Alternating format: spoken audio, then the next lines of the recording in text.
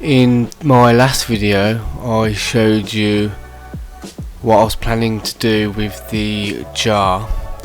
The jar I had set up as a pond, a vivarium pond, and this is the tank that I will be switching it over to. So the plan was to take all the plants and everything out of the small jar, transfer it all into this big tank, and then maybe add a few fish afterwards. So I'm setting this tank up as a sort of pond. It's going to have a large swimming area and then a large built up area that's actually going to come out of the water, and it's going to have all the emergent plants coming out of it just like a pond would, and it's going to slope down into the water just like a riverbank or whatever, and the fish would be able to swim in that large open water space.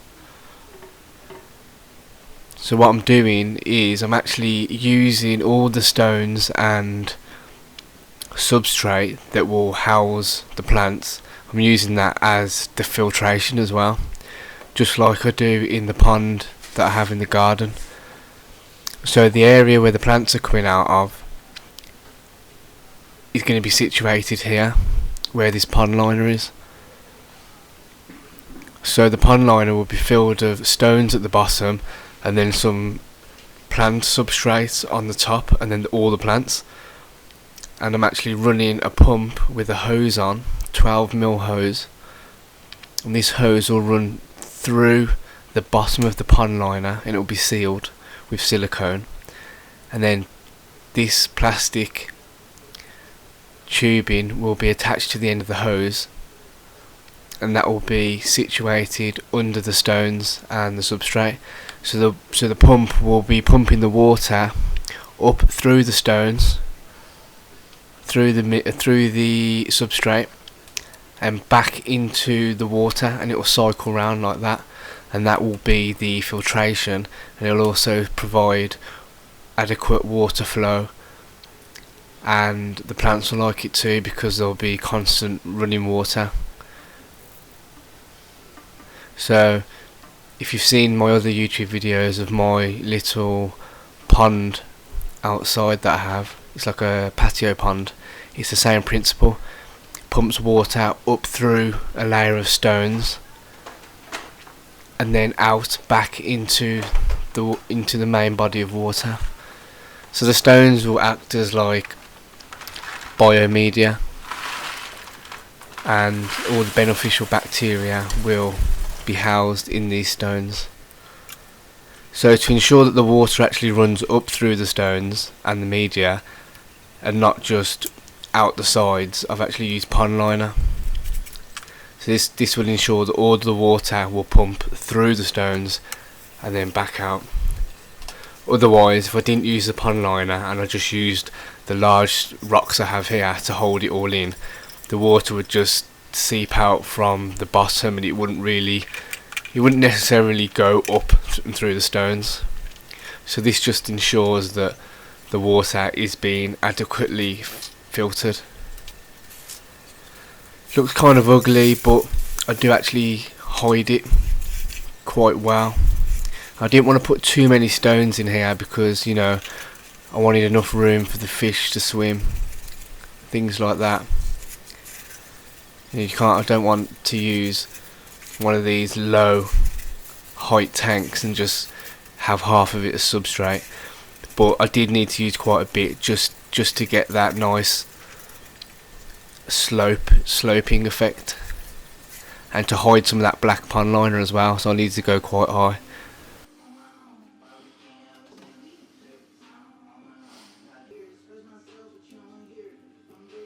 So you can see here now that I'm adding these plants.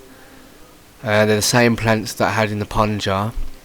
I'll leave links in the description. So we've got in the middle that's already planted now, that's Flamingo, and it goes a nice purple purple pinky shade. And then I'm planting now some reeds, just some common reeds. I got all these off eBay. So you got common reed, flamingo, some water mint, hairgrass.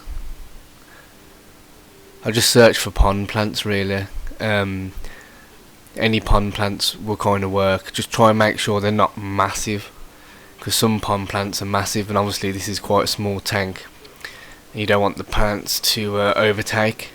You kind of do, but you don't want them to outcompete any other plants.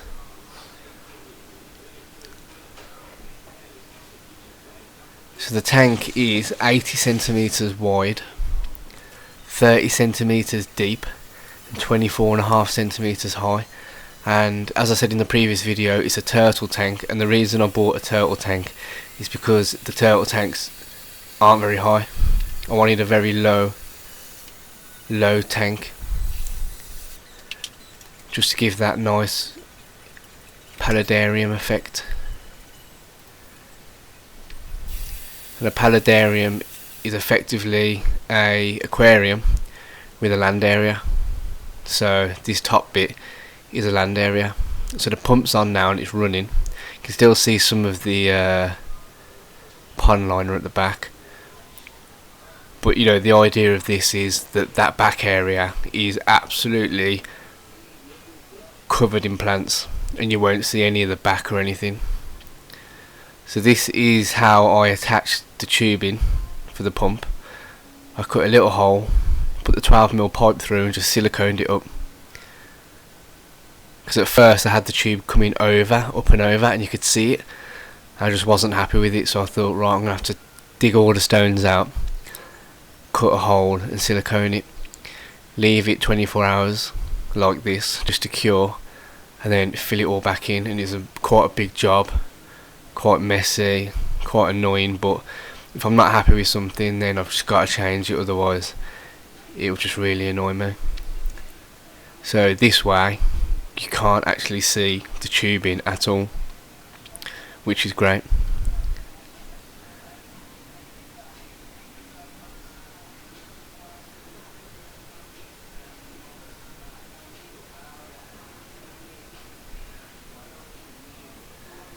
So these are some more plants. I've just put them in water while the silicone cures. Don't like moving them about too much. There's all the stones I took out.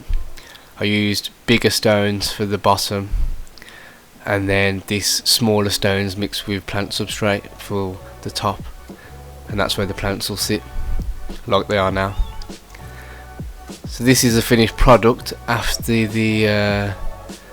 I changed it all and hid the tubing, so you can't see the tubing now. You can see the pump on the left, but you know, you can't hide everything. So the pump will bring in water from the left side of the tank all the way across up through the substrate at the back, and it will run out into the main area.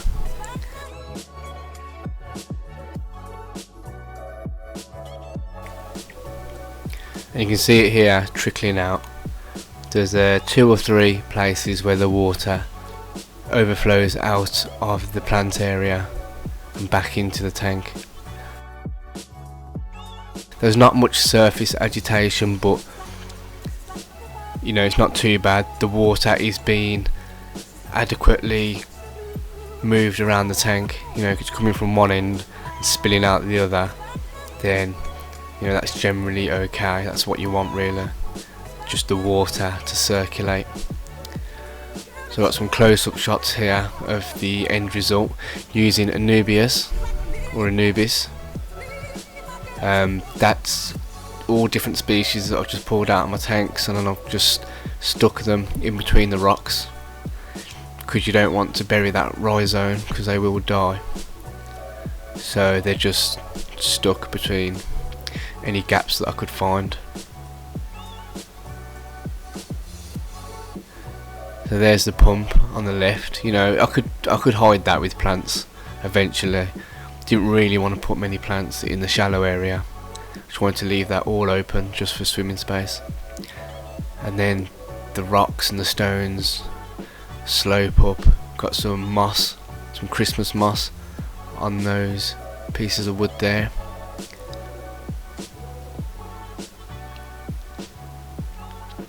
And then this is the plant area, lots of Flamingo, lots of different reeds. All the plants, you know, I've just put them in there. Some of them might actually die because I moved them about quite a bit, but eventually the plants that do take should grow pretty crazy. You know, I've got a light, LED light hanging above it,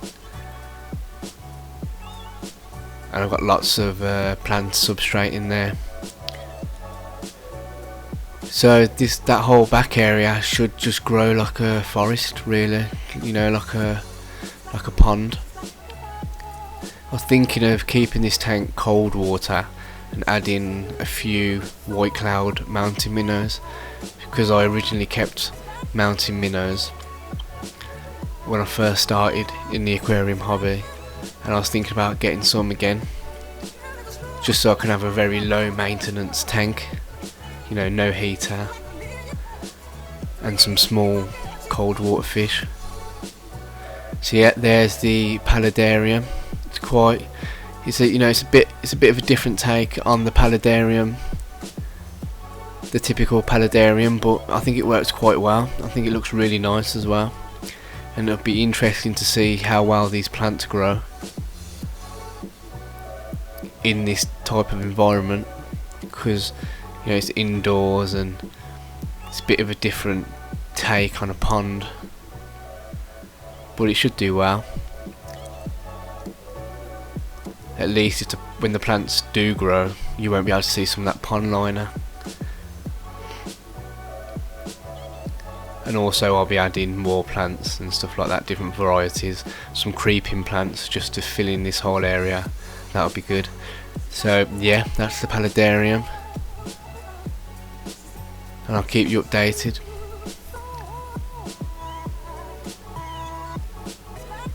If you like this video and want to see more on this and my other tanks, then please subscribe. Thank you for watching.